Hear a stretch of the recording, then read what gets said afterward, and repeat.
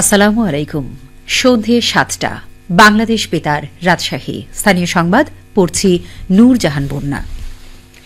আঞ্চলিক কেন্দ্র হিসেবে রাজশাহী বিশ্ববিদ্যালয়ে ঢাকা বিশ্ববিদ্যালয়ের ২০২৪-২৫ শিক্ষাবর্ষের কলা, আইন ও সামাজিক বিজ্ঞান অনুষদের স্নাতক সম্মান প্রথম বর্ষের ভর্তি পরীক্ষা অনুষ্ঠিত হয়েছে।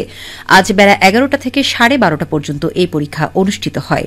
এ বিষয়ে রাবির কলা অনুষদের ডিন ও রাবি কেন্দ্রের কোঅর্ডিনেটর অধ্যাপক বেলাল হোসাইন জানান, ঢাবির কলা, আইন ও সামাজিক বিজ্ঞান অনুষদের পরীক্ষায় রাবি কেন্দ্রে ১২,৮৬৫ জন পরীক্ষার্থীর মধ্যে উপস্থিত ছিল ১১,৯৫৮ জন এবং অনুপস্থিত ছিল ৯১৫ জন। পরীক্ষায় উপস্থিতির হার ৯২.৯৫%। পরীক্ষা সুষ্ঠুভাবে সম্পন্ন হয়েছে। উল্লেখ্য, চলতি শিক্ষাবর্ষে ঢাবির কলা, আইন ও সামাজিক বিজ্ঞান ইউনিটে মোট ২,৯৩৪টি আসনের বিপরীতে ১,২৫,৪৯৮ জন আবেদনকারী ছিল। সেই হিসাবে আসন প্রতি লড়েছেন প্রায় ৪৩ জন। এদিকে বিশ্ব ইজতেমার কারণে আগামী ১ ফেব্রুয়ারি বিজ্ঞান ইউনিটের পরীক্ষা অনুষ্ঠিত হওয়ার কথা থাকলেও তা পিছিয়ে ১৫ ফেব্রুয়ারি করার সিদ্ধান্ত নিয়েছে বিশ্ববিদ্যালয়টি। এছাড়া ৮ ফেব্রুয়ারি ব্যবসায় শিক্ষা ইউনিটের ভর্তি পরীক্ষা অনুষ্ঠিত হওয়ার কথা রয়েছে। আজ সকালে রাজশাহী মেডিকেল বিশ্ববিদ্যালয়ের অস্থায়ী কার্যালয়ের কনফারেন্স কক্ষে বিভিন্ন ধরনের ফি জনতা ব্যাংকের ডিজিটাল ব্যাংকিং পদ্ধতির মাধ্যমে জমাকরণের লক্ষ্যে ই জনতা অ্যাপের বিল পেমেন্ট মডিউলের ডেমো প্রদর্শনী অনুষ্ঠিত হয়েছে।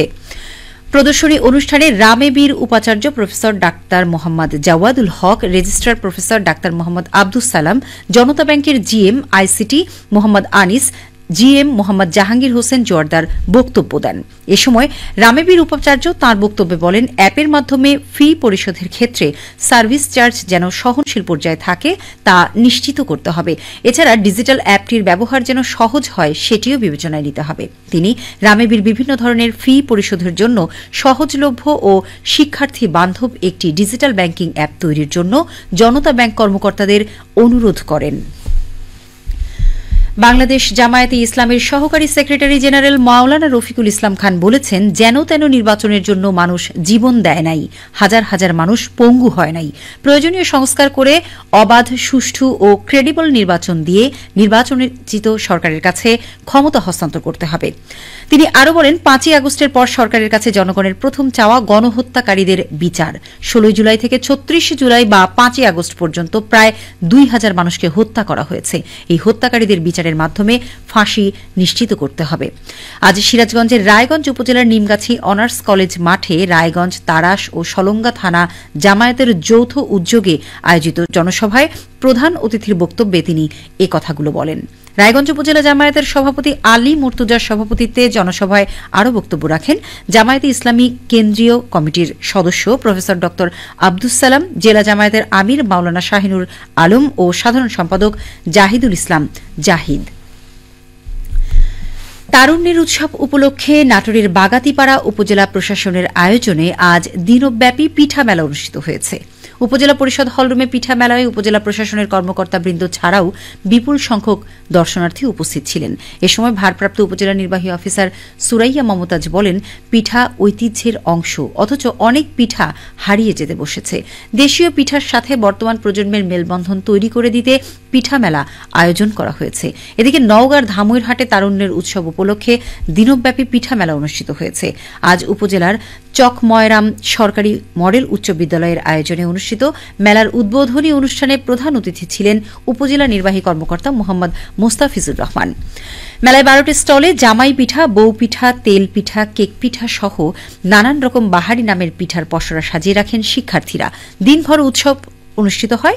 অনুষ্ঠানে অবসরপ্রাপ্ত অতিরিক্ত সচিব আবু হেনা মুস্তফা কামাল, উপজেলা প্রাণী সম্পদ কর্মকর্তা ডাক্তার ওয়াজেদ আলী ও অন্যান্যগণ উপস্থিত ছিলেন। রাজনৈতিকভাবে বৈষম্যের শিকার শহীদ চান্দু স্টেডিয়ামের সংস্কার এবং আন্তর্জাতিক ক্রিকেট ম্যাচ আয়োজনের দাবিতে বগুড়া স্পোর্টস রিপোর্টার্স অ্যাসোসিয়েশনের উদ্যোগে মানববন্ধন কর্মসূচি পালিত হয়েছে। আজ শহরের সাতমাথায় এই কর্মসূচির আয়োজন করা হয়। অ্যাসোসিয়েশনের সভাপতি ও জেলা ক্রীড়া সংস্থার সদস্য মোস্তফা মুঘলের সভাপতিত্বে মানববন্ধনে সংগঠনের সাধারণ সম্পাদক এইচ আলিম সহ অন্যান্যরা উপস্থিত ছিলেন। এ সময় বক্তারা স্টেডিয়ামের প্রয়োজনীয় সংস্কারের জন্য সরকারের কাছে আহ্বান জানান। তারুণ্যের উৎসব উপলক্ষে নাটোর সদর উপজেলা প্রশাসনের আয়োজনে কাবাডি প্রতিযোগিতা অনুষ্ঠিত হয়েছে। আজ বিকেলে নাটোর সদর উপজেলা হেলিপ্যাড মাঠে আয়োজিত প্রতিযোগিতা শেষে চ্যাম্পিয়ন ও রানার্স আপ ট্রফি প্রদান করেন অতিরিক্ত জেলা প্রশাসক রাজস্ব মোহাম্মদ আরিফ হোসেন।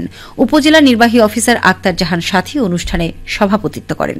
প্রতিযোগিতায় উপজেলার ইউনিয়ন পরিষদ দল নাটোর পৌরসভা দলকে পরাজিত করে চ্যাম্পিয়ন হয়। সবশেষে আবহাওয়া। আজ রাজশাহীতে সর্বোচ্চ তাপমাত্রা ছিল 24.6 ডিগ্রি এবং সর্বনিম্ন 11 ডিগ্রি সেলসিয়াস। সন্ধ্যে 6টায় বাতাসে আপেক্ষিক আর্দ্রতার পরিমাণ ছিল 75%। রাজশাহী ও পার্শ্ববর্তী এলাকায় আগামীকাল সূর্যোদয় ভোর 6:49। সংবাদ শেষ হল। আমাদের পরবর্তী স্থানীয় সংবাদ প্রচারিত হবে আগামীকাল সকাল 8:10।